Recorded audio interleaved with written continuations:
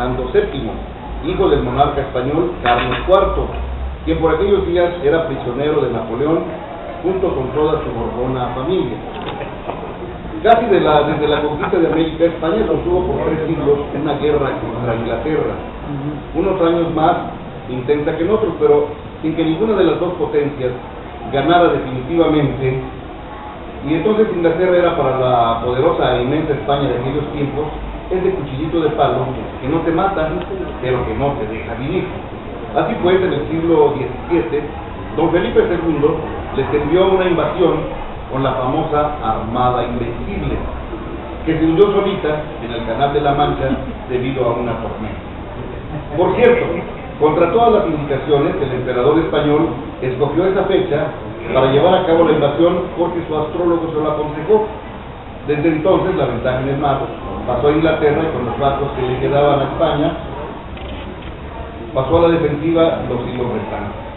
Los hispanos se conformaron con lograr que sus galeones de guerra resguardaran a los barcos cargados de oro provenientes de América, para que llegaran con bien a Sevilla, y con el paso de los años ya solamente se conformaban con que llegaran a lo que se pudiera.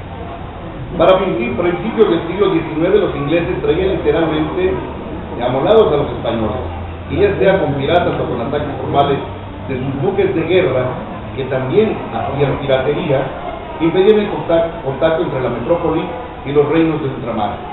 Incluso se llegó a dar el caso de que a finales del siglo XVIII una flota inglesa de más de 200 barcos de guerra se presentó en las costas de Cartagena de Indias, que por ese entonces era la bóveda donde se almacenaba el oro de América que se enviaba a España.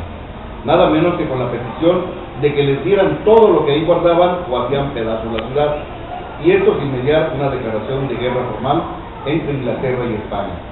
Así podemos concluir que si este tipo de actos no fueron considerados oficialmente como piratería, fue simple y sencillamente porque sí se llevaban entre los países. Como dato curioso, en este ataque inglés se encontraba como parte de la tripulación británica un hermano de George Washington.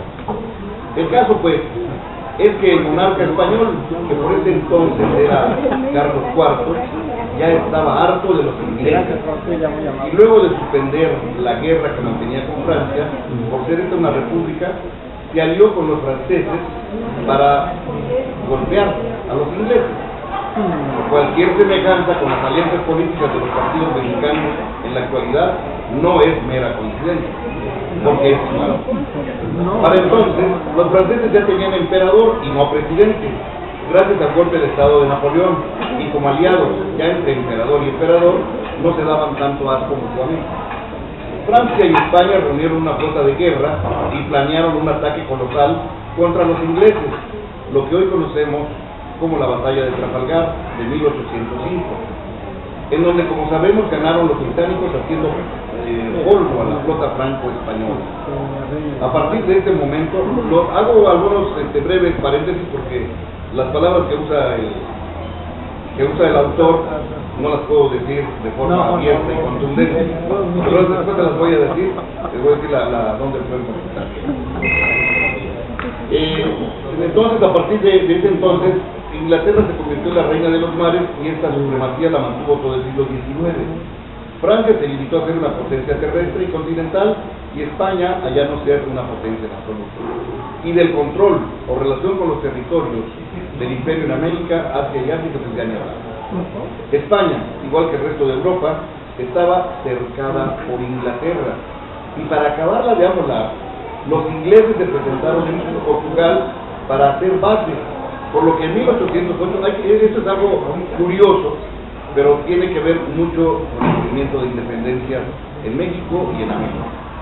En 1808, Carlos IV permitió a las tropas de Napoleón pasar por territorio español para invadir Portugal y sacar a los ingleses, cosa que los franceses hicieron muy comedidamente, solo que con un detalle extra: también invadieron España. Así, mientras los guardias españoles ayudaban a las tropas francesas que iban de pasada, en lugar de parar a tomarse unas fotos en Madrid, se pararon para tomar presa a la familia real española.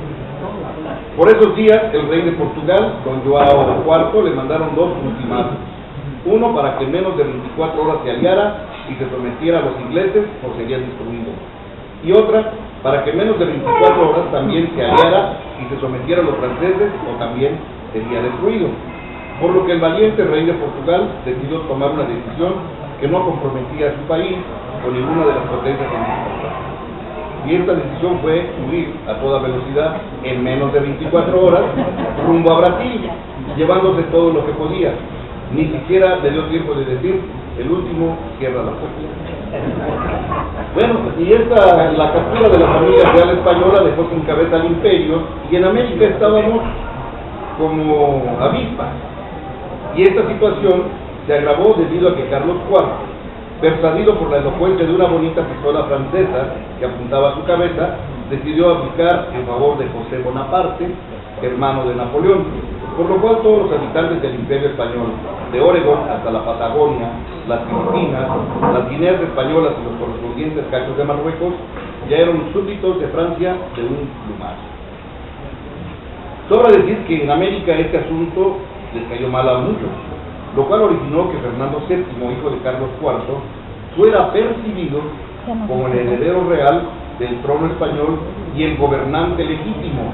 Desde entonces ya andaban con este cuento de gobernante legítimo. Pero este reconocimiento en la práctica tampoco podía lograrse, ya que don Fernando también era prisionero de los franceses. Así que en América el dilema era si se reconocía al nuevo monarca de la metrópoli o no.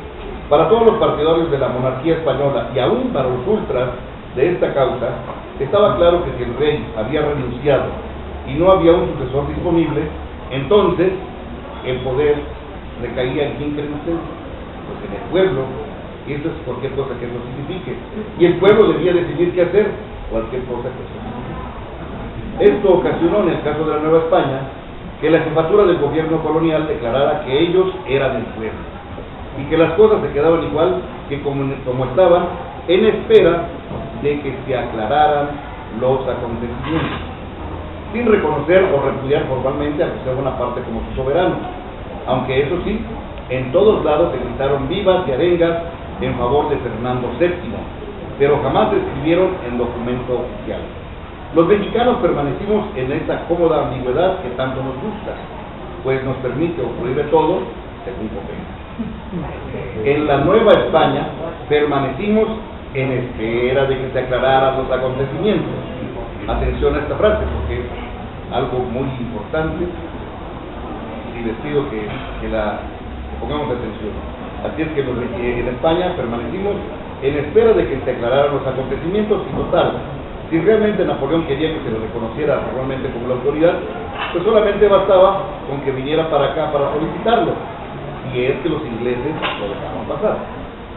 Así anduvimos 2 años especulando y preguntándonos quién debía gobernar. Como siempre ocurre cuando uno se hace esta pregunta, la respuesta es yo.